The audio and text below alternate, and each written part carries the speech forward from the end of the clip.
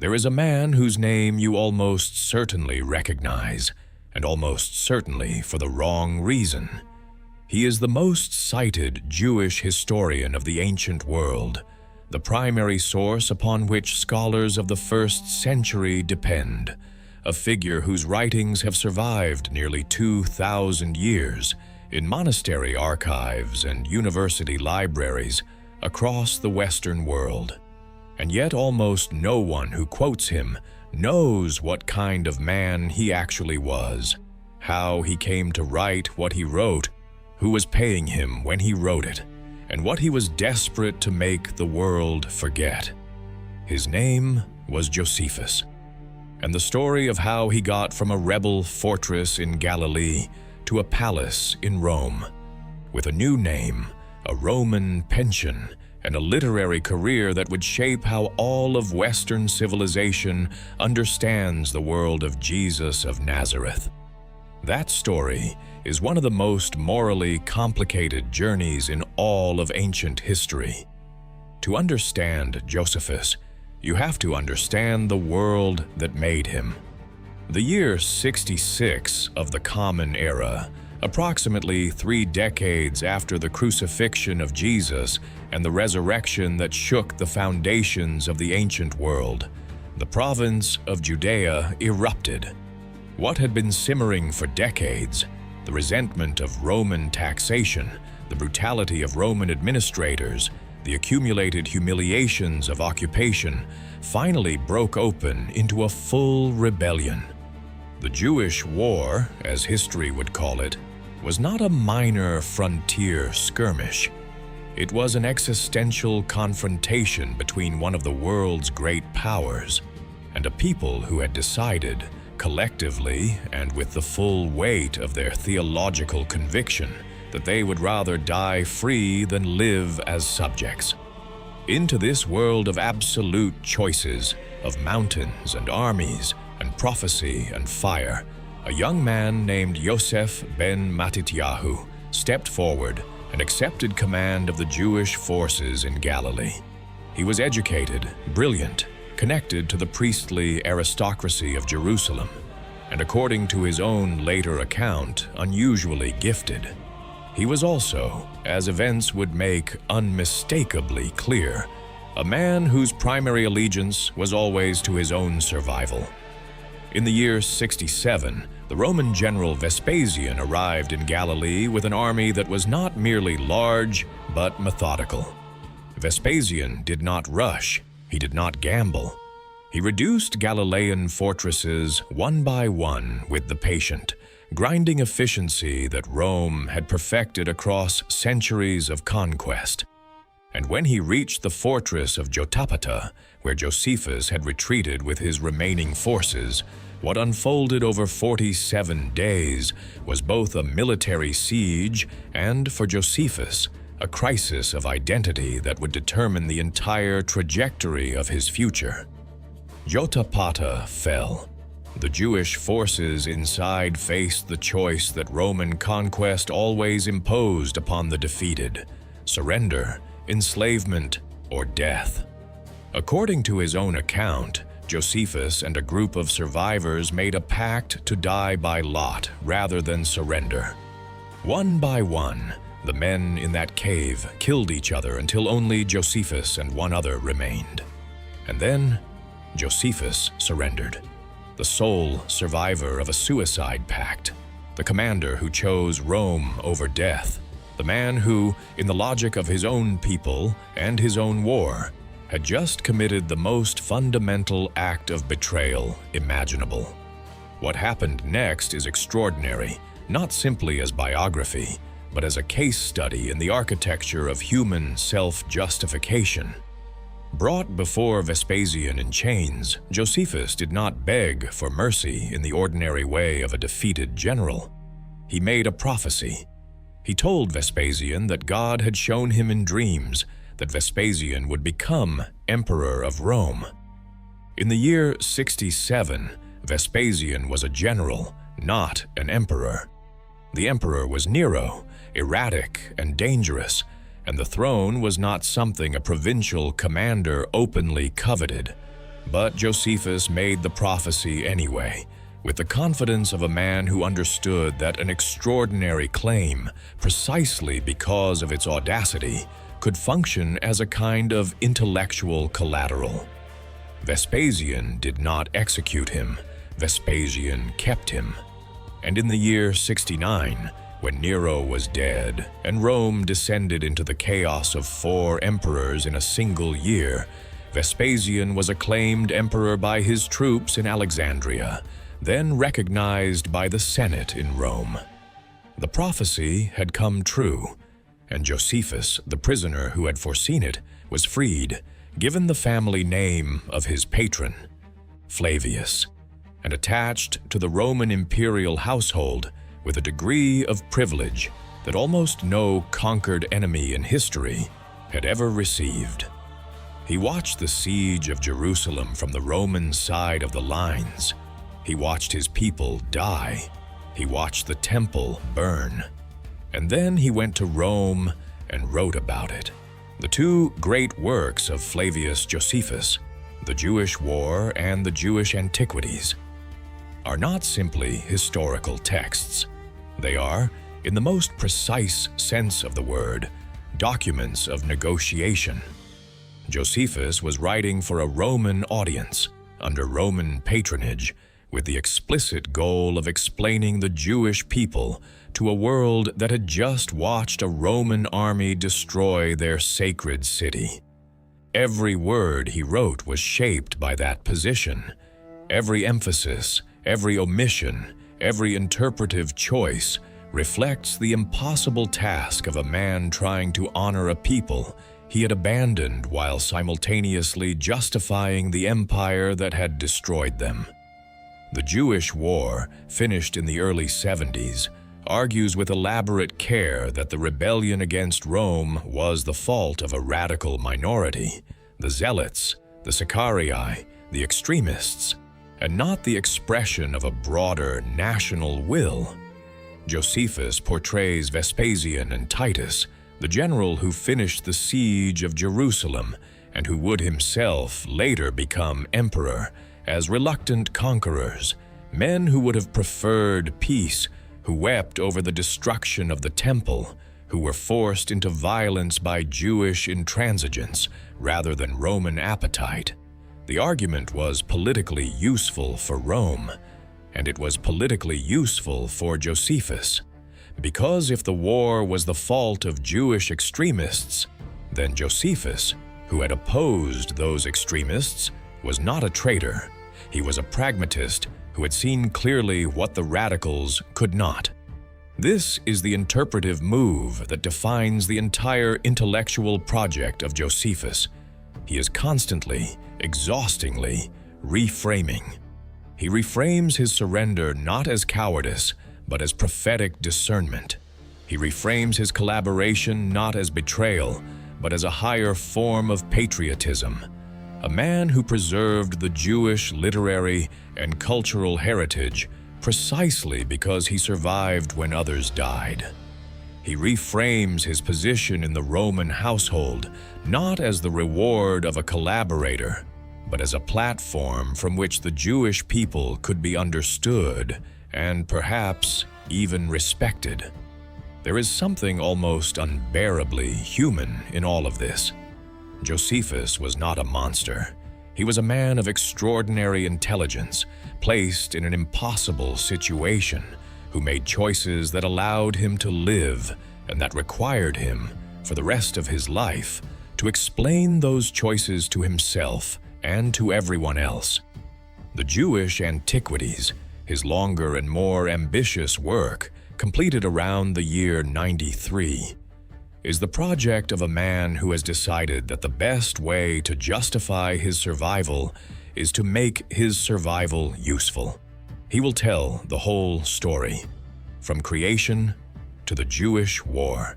He will give the Roman world a complete account of the Jewish people, their history, their theology, their law, their heroes, and their tragedies.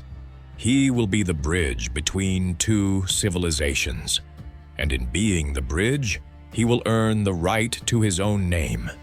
It is in the Jewish antiquities that something appears, which has generated more scholarly debate than almost any other passage in ancient literature.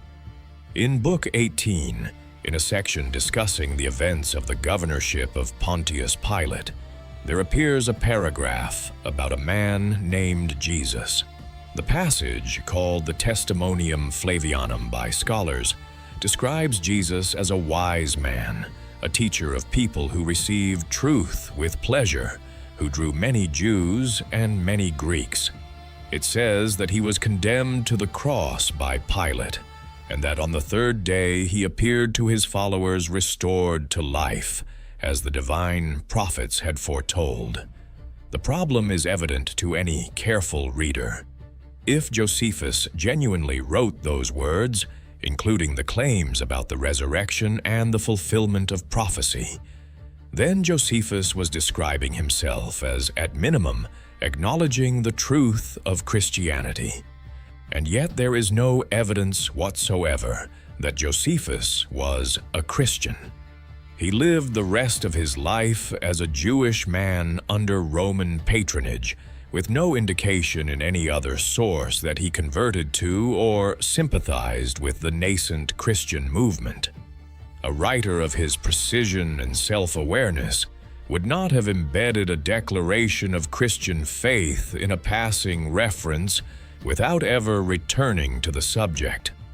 The scholarly consensus today is that the passage as it currently exists is a composite, an original, shorter reference to Jesus by Josephus, preserved in its general outline but expanded by later Christian copyists, who could not resist shaping the most famous Jewish historian's testimony into explicit endorsement. The 4th century church historian Eusebius, who quotes the passage, appears to have access to a version already shaped by Christian interpolation. An Arabic version of the passage, preserved in a 10th century chronicle, reads significantly differently, more neutral, describing Jesus as a wise and virtuous man whose disciples persisted after his death, but without the resurrection claim or the fulfillment of prophecy language.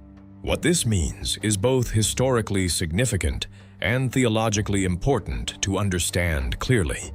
It means that Josephus almost certainly did write something about Jesus. A Roman-sponsored Jewish historian writing in the 90s, covering the governorship of Pilate, would have had reason to mention the movement that had grown so rapidly in the decades since the crucifixion that it had become a topic of discussion across the empire. He almost certainly mentioned Jesus in the same way he mentioned other figures of religious or political significance, briefly, without endorsement, as a data point in the turbulent history of Judean politics. The attempts by later copyists to transform that neutral reference into explicit Christian testimony actually reveal something important about the early church's anxiety. The need for external validation, the desire to have the most authoritative Jewish voice of the ancient world confirm what believers already knew by faith. It is an irony of history that the very attempt to strengthen the witness of Josephus by enhancing his words has instead made his actual witness a permanent subject of scholarly controversy. There is a second reference to Jesus in the Jewish antiquities in Book 20, where Josephus describes the execution of James, whom he identifies as the brother of Jesus who was called the Christ. This passage is generally considered more reliable by scholars, largely because it contains none of the theologically loaded language of the Testimonium and fits naturally into its narrative context. A high priest named Ananus convened the Sanhedrin during a gap in Roman administration and had James condemned. The action was considered illegal by many in Jerusalem, including people who were not followers of Jesus, and Ananus was subsequently removed from the high priesthood. Josephus tells this story not because he cares about James, but because he cares about the constitutional impropriety of Ananus. James is mentioned as identifying information, the way a historian might write, "the brother of Lincoln," to clarify which person is meant. That single phrase, "the brother of Jesus who was called the Christ," is one of the most consequential identifications in ancient literature. It is Josephus, not Matthew or Mark or Luke or John, who provides the reference point that historians outside the Christian tradition most often cite as confirmation of Jesus' historical existence. A Roman-era Jewish historian, writing for a Roman audience, who had every social and professional incentive to avoid controversy, named Jesus as a historical person whose family members were still publicly known in Jerusalem 3 decades after the crucifixion. This is what makes the figure of Josephus so theologically dense and so historically uncomfortable at the same time. He is the unwilling witness. He did not want to be a witness. He wanted to be a bridge, a curator, a survivor, who had made his peace with an empire that had destroyed everything he grew up with. But the world he was describing, the world of first-century Judea, was a world in which Jesus of Nazareth had moved and spoken and died, and according to millions of people who were already staking their lives on the claim, risen from the dead. You could not describe that world accurately without describing him, and so Josephus, the man who surrendered to Vespasian in a cave, described him.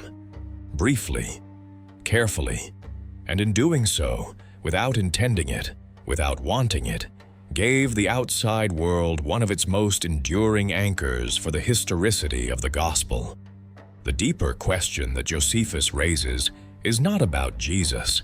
It is about the nature of the truth that a person chooses to preserve when they are forced to choose what survives. Josephus survived. He made choices that allowed him to sit in a Roman house and write at a Roman desk with a Roman name and Roman money. And those choices required him to carry the weight of what those choices meant. The Jewish people who did not surrender, who died at Masada rather than become Roman property, who fell in the siege of Jerusalem with the temple burning around them. They did not write the history. Josephus wrote the history, and in writing it, he shaped how the ancient world would be understood for all the centuries that followed. There is something in that which invites us to think carefully about a question that is not purely historical, the question of what we do with the truth we possess. Josephus knew enough. He knew the history. He had walked the streets of Jerusalem before it was destroyed. He had seen the temple in its glory. He had almost certainly heard of Jesus and his followers and the movement that was spreading with a velocity that no political analysis could easily explain. And he wrote what he wrote, partial, shaped by patronage, filtered through survival, but not entirely false, not entirely silent. The philosopher Simone Weil wrote that attention is the rarest and purest form of generosity. Josephus gave the ancient world his attention. Imperfect attention, self-serving attention, attention filtered through a Roman salary and a new name, and the daily requirement of not becoming inconvenient to the men who were keeping him alive. But attention nonetheless. And from that imperfect attention, across 2 millennia of manuscript copying and scholarly debate and theological controversy, something true has survived. The book of Proverbs says that the truth stands firm forever. Not the convenient truth, not the truth that powerful men protect. The truth that stands firm is the kind that persists even through the testimony of witnesses who did not intend to give it, who would have preferred silence, who wrote around it and despite it and through it, and came up gasping on the other side, having told the world more than they planned. Josephus told the world more than he planned. He is the witness who did not want to witness, whose survival became the preservation of a record, whose compromise became, against all his intentions, a confirmation of the thing he most needed to have been irrelevant. The crucifixion under Pontius Pilate was not irrelevant. The existence of Jesus was not a rumor that time would dissolve. And the movement that began in an empty garden on the third morning after the execution was not a faction that Rome's efficiency would eventually exhaust. Josephus died in Rome, probably around the year 100 of the Common Era, old and comfortable and largely forgotten by the Roman society that had adopted him. His books sat in monastic libraries for 15 centuries before the printing press made them available to the wider world. And when they became available, it was not because Rome had decided to honor him. It was because the church, the community that had grown from the movement he had cautiously mentioned and carefully not endorsed, had copied and preserved his manuscripts because they confirmed what the church already knew to be true. The man who tried to survive the truth ended up being preserved by it. That is not irony. That is the pattern of history when the truth in question is not merely a fact, but a person. The kind of person about whom the Gospel of John says, in words that Josephus would never have written himself, that he is the light that shines in the darkness, and that the darkness has not overcome it. If this account of a man caught between two worlds has raised questions in you about the nature of witness, about what we owe to the truth we carry, and the truths we leave in careful silence, I'd be glad to hear your reflection in the comments. There is something worth naming in the experience of recognizing ourselves in the figure of someone who knew more than they said, who survived more than they intended, and who left behind, despite themselves, more than they planned.